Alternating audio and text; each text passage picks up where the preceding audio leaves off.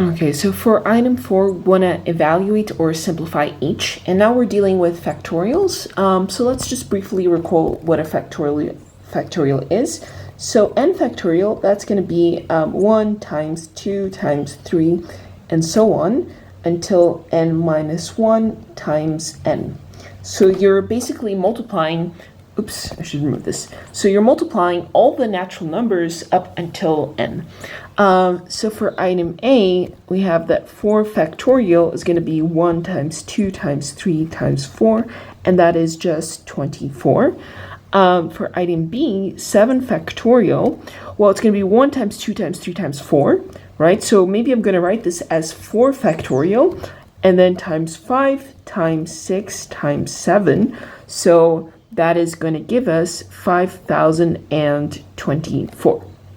Because it's going to go 1 times 2 times 3 times 4 times 5 and so on. So I can simplify this as 4 factorial times 5 times 6 times 7. So for item C, we have 97 factorial divided by 96 factorial. So 97 factorial, let me write that out, over 96 factorial. Obviously, we don't want to expand everything because that's just going to take too long. But that's just going to be 97 times 96 times 95 and so on until 1. Whereas 96 factorial is going to be 96 times 95 times so on until 1. So you can see here that we basically can cancel these two out, and the result is just going to be 97.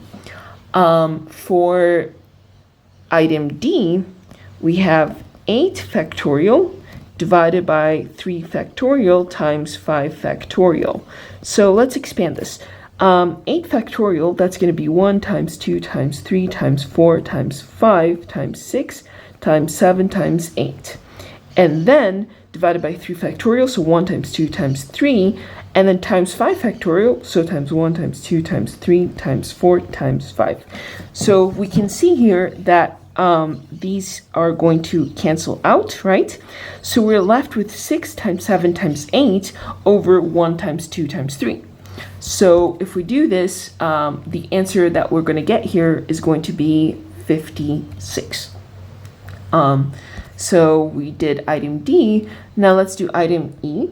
So E, we have n plus 2 factorial. Now n plus 2 factorial, so let me just write this. So that's going to be n plus 2 factorial over n factorial, which is the same thing as n plus 2 times n plus 1 times n factorial, right? And all over n factorial. So we can see that these here, they cancel out, and we're just left with n times 1, n plus 2 times n plus 1. So that's just going to be n plus 2 times n plus 1. And this idea here of expanding it all the way to n factorial is the same idea that 7 factorial is equal to 4 factorial times the remaining terms, right? Between 4 to 7. So n factorial, so n plus 2 factorial is going to be n factorial times the remaining terms from n till n plus 2. And let's see, what else do we have? We have f. So for item f, n plus 3 factorial over n plus 1 factorial. Let's expand this. That's going to be n plus 3. So we're going to go subtracting natural numbers times n plus 2 and times n plus 1 factorial all over n plus 1 factorial. So these here cancel out, and we are left with just n plus 3 times n plus 2. So same idea as before. And lastly, for item G, we have n squared plus 3n plus 2. All of this times n factorial.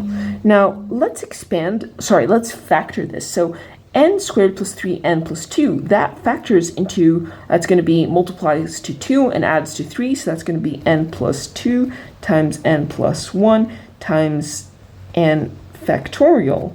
And we can see here that n plus 2 times n plus 1 times n factorial, where that's just n plus 2 factorial. And in fact, we did if you look, let me highlight this.